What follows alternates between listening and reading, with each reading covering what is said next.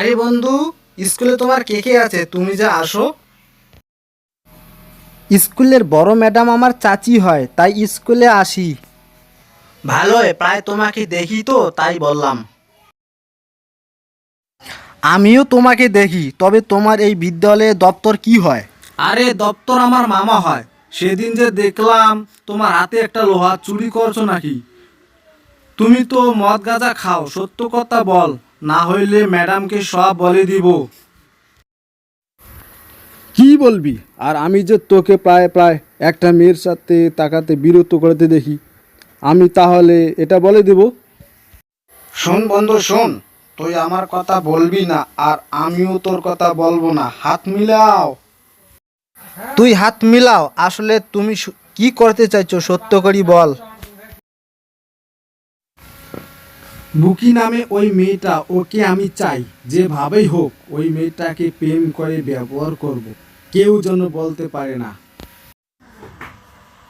সহজ বুদ্ধি দেই, শোন। তুই ওই যে ফাঁকা রুমটা আছে না, ওইখানে চুপ করে লুকিয়ে থাকবি। কোনো দিন যদি চান্স মিলে তাহলে তার শরীরে হাত দিবি, বারবার প্রেমের প্রস্তাব দিয়ে যাবি। আর এই বিদ্যালয়ে তো আমরাই সব, কিছুই হবে না। আর মেয়েটি লজ্জায় বাড়িতে গিয়ে ঠিক বলেছো, বলতে পারবে না। সাহস করলে যে কোনো মেয়েকে পটানো সম্ভব। বারবার ঠিক বলেছো, যখন ঠিক, মেয়েটার সাথে ঠিক। কথা বলবি, মেয়েটা বিরক্ত হয়ে তার নিজ ধর্মকে ছোট মনে করবে, আর ওই সুযোগকে কাজে লাগিয়ে সম্ভব। আর তুই বলতে পারিস মেয়েটা যে ক্লাসে হ্যাঁ ঠিক বলেছো বন্ধু, ঠিক বলেছো, ঠিক ঠিক। আর তুই বলতে পারিস মেয়েটা যে ক্লাসে পড়ে ওই ক্লাসের একটা ছেলের সাথে সম্পর্ক করাবি, তার সহায়তা নিবি। আর কি সহায়তা নেব? আমার পাশের বাড়ির ছোট ভাই, উনিও মেয়েটির সাথে ভাব করে। মেয়েটির সব খবরাখবর আমাকে দেয়। উনি আবার এমন বুদ্ধি খাটায়, ক্লাসরুমে তার বই নিয়ে যখন পড়ে সুযোগে পেলে মেয়েটাকে কিস দেয়। ও ফুটবল আচ্ছা খেলার আচ্ছা, ছলে ও গান দেয়। মেয়েটি খুব সহজ সরল, ওকে পটানো কোনো ব্যাপারে না। 2-3 দিন পর পর কিস দিলে এমনি গলে যাবে, এমনি গলে যাবে না। ও খুব তার ভালো তো। জন্মদাতা তার পিতা মাতা পর্যন্ত বিষ হয়ে যাবে। এ শুন, তাছাড়া এখন তো মেয়েটা যৌবনের জোয়ার ভেসেছে, প্রবল আবেগে, এই আবেগে সব করা সম্ভব। তাই আমি সকালে বিকেলে যে কোনো সময় মেয়েটির হ্যাঁ, সাথে ঠিক বলেছো, দেখা করি। ঠিক। একদিন আমার বাড়িতে আসা দাওয়াত দিব। তাছাড়া মেয়েটি না বড়ই খাওয়া খুবই পছন্দ করে। আমাদের বাড়ি হ্যাঁ, বড়ই গাছ খুব আছে, ভালো বুদ্ধি, খুব আসতে ভালো বুদ্ধি। বলবো। পছন্দ পারলে হয়েছে তুই বুদ্ধিটা। আসবি। যৌবন কোনো বাধা মানে না, শুধু একবার ধরতে পারলে মেয়েটার তখন নিজ ইচ্ছায় বারবার ধরা দিবে। ওই যে স্কুলে যাচ্ছে। হ্যাঁ খুব সুন্দর বুদ্ধি, আমি কাজ করব এই বুদ্ধি, এই কথা মতো। যাও, দেখতেছি, যা ক্লাসরুমে, তোর জন্য আরেকজন আছে। কে যেন ফলো করলো। ওই ছেলেগুলো আমাকে খুব পছন্দ করে, খুব ফলো করে। দেখলে তো, দেখলে তো। হ্যাঁ দেখলাম, হ্যাঁ দেখলাম, দেখতেছি। দেখলে তো, ভালো করে দেখিনি। আজকে ম্যাডাম ক্লাস নিলে মনোযোগ দিয়ে শুনবো ম্যাডামের কথাগুলো। ম্যাডাম খুব ভালো, ম্যাডামের কথা মনোযোগ দিয়ে শুনবো।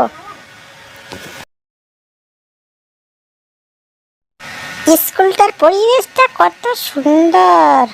এই স্কুলটা আমাকে খুব ভালো লেগেছে। আর এই ছেলেগুলো আমার শরীরে হাত দিয়ে আমাকে পাগল করে ফেলেছে। আমি প্রায় 2 দিন নষ্ট হয়ে যাব। Good morning madam, good morning. Madam, I am sorry, I could not make it today. আগামীকাল খাদ্য নিয়ে আলোচনা করা হয়েছিল।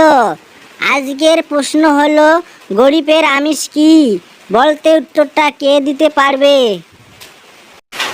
তোমাদের মেধা যাচাইয়ের জন্য প্রশ্নটি করা হলো, উত্তর দিবেন। আজকে আমাদের এটা শিখিয়ে দেন ম্যাডাম, আমরা পড়ি নাই তাই বলতে পারবো না। কোন কোন খাদ্যগুলো খাওয়া আমাদের উচিত সেগুলো আমি জানতে চাচ্ছি ম্যাডাম। তাহলে শুনুন, গরিব মানুষ মাছ গোস্ত কিনতে না পারে, আর তাদের আমিষ হচ্ছে মসুর ডাল। গরুর গোস্ত খেলে যে শক্তি হয় তার প্রয়োজন আছে, তাই আপনারা বেশি বেশি গোস্ত খাবেন। না ম্যাডাম, এসব আমাদের খাওয়া যায় না। তোমরা গরুর দুধ খান, গরুর গোস্ত খান না কে? গরুর গোস্ত খেলে কি হয় তোমাদের?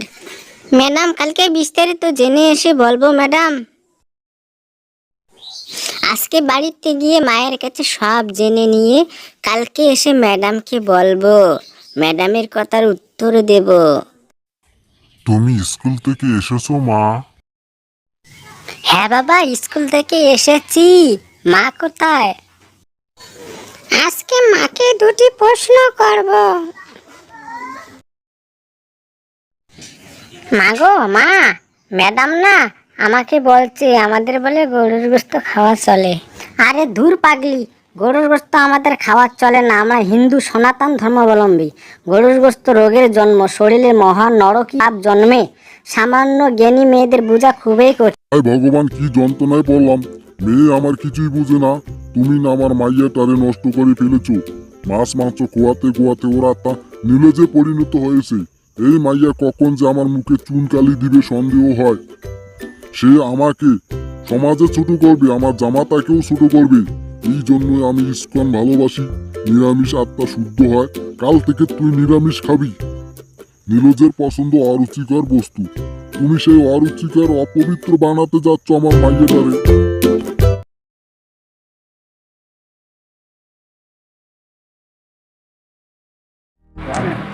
পলক, আজকে বেরি স্কুলে কাজ আছে, চল বেরি স্কুলে যাই। দেয়ালের কাজ, তাই না? হ্যাঁ দেয়ালের কাজ, হ্যাঁ দেয়ালের কাজ। আমার সাথে আয়, আমার সাথে আয়। যাবো।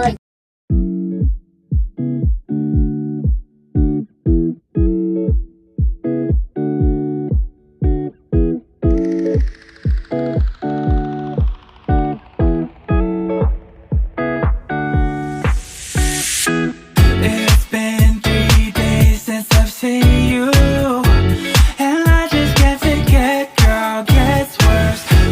আমার ইচ্ছা আছে বেরু স্কুল দেখতে, তাছাড়া অনেক দিনের ইচ্ছা বেরু স্কুলের এই দিকে ভালো কেউ থাকলে বিয়ে করব।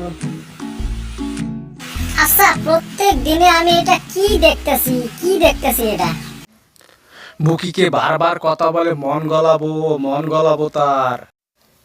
বুকি, আমার অনেক টাকা, যে কোনো সমস্যা আমাকে জানাবি।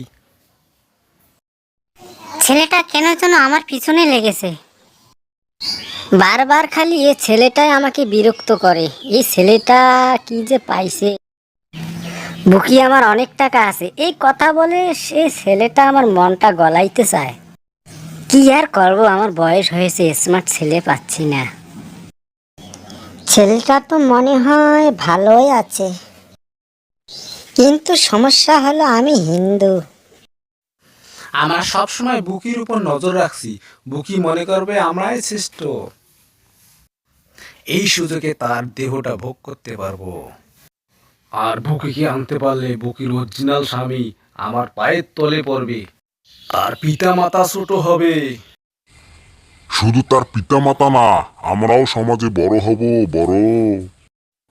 বুকির পিছনে আমরা যে সময় ব্যয় করি, বুকি আমাদের ছাড়া কাকে চিনবে? আমাদেরকেই চিনবে, আমাদের ছাড়া আর কাউকে বুঝবে না। সুযোগ আমাদেরই খুব ভালো সুযোগ।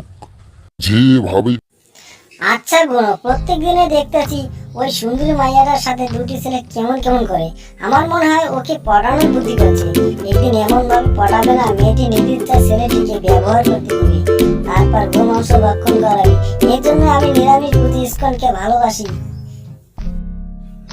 কারণ তাদের আত্মা শুদ্ধ নিরামিষ খেতে খেতে।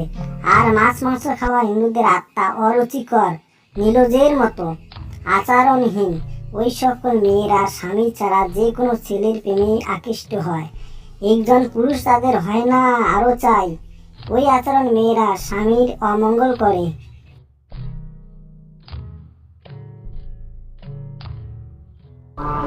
তোমার যত সন্দেহ না, সন্দেহ করে কি লাভ? ওর করতে পারে করুক, তুমিও করো।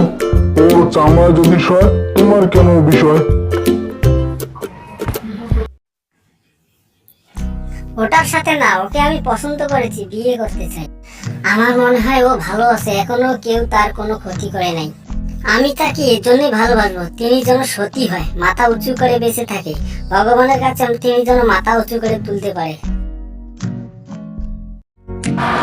কে, তোমার কি খুব পছন্দ হয়েছে? একেবারে খুব পছন্দ? তোমার কি তোমার সাথে ওকে বিয়ে দিবে?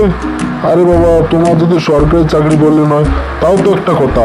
কোথায় তোমা হলেন রঙের মিস্ত্রি, আর এই রঙের মিস্ত্রিকে মানুষ বিয়ে দিবে? একটু ভেবে চিন্তা করে দেখো ভালো করে। চিন্তার বিষয়, আমি যদি আপন জামাই হই, তারপরে তো নিজের মেয়েকে অন্যের হাতে তুলে দিবেন সম্পত্তির লোভে। তাই তো এই ক্ষেত্রে নিজের মেয়েকে বিক্রয় করা হয়, কারণ এটাই শ্বশুরের বিক্রয়জনিত পাপ। তার জন্য এখন কি করা যায়, তাদেরকে সৎ পথে আনতেই হবে। আর যদি শ্বশুর ধার্মিক হয়, তাহলে তো কোনো কথাই নাই। তোমার পোশাকটি একবার চেঞ্জ করবি, তাহলে ভালো দেখা যাবে। এই সময় স্মার্ট হয়ে ঘুরবি, মানুষ পছন্দ করবে। তাই করবো, আজ থেকে আমার এই পোশাক, তাই আমি করতে যাচ্ছি।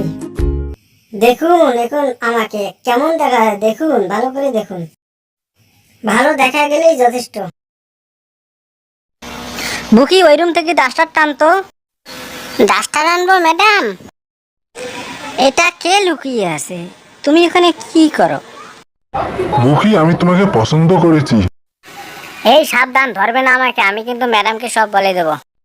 আরে ম্যাডাম কি করবে, কেউ জানবে না। আজকে প্রায় বুকি অল্পের জন্যই বেঁচে গেল। যে সুযোগটি পেয়েছি, একবার তাকে পেলে বারবার আমার কাছে আসতো, কারণ তার সম্মান হারালে তিনি আমার কাছে ছোট হতেন। একদিনের জন্যই বুকি আমাকে বারবার সুযোগ দিতেন। বুকি তখন নিজ ইচ্ছায় আমাকে খুঁজলেন হয়। আমরা 100% সফল হই কথা বলার মাধ্যমে, সেটা কেউ বোঝে না। ঠিক বলেছো খোঁজু, ঠিক বলেছো। আমরা ছেলেগুলো মেয়ে পড়াতে, অপহরণ করতে 90% স্কুলগুলোতে সুযোগ পাই। আমরা হাত দিয়ে হাতিয়ার গড়াই। এই জন্যই সেলিনা নামের মেয়েটিকে বলছি, তুই বুকির সাথে ভাব করবি, আমার কাছে এনে দিলে পারলে তোমাকে নগদ 80,000 টাকা দিব। কারণ সেলিনাকে আমি বারবার ব্যবহার করি অল্প টাকায়। সেলিনা নারী ব্যবসায় 1 নম্বর স্থানে আছে। তাই সেলিনা কাল থেকে আমার প্রশংসা গাওয়া শুরু করবে। ধন্যবাদ সেলিনাকে।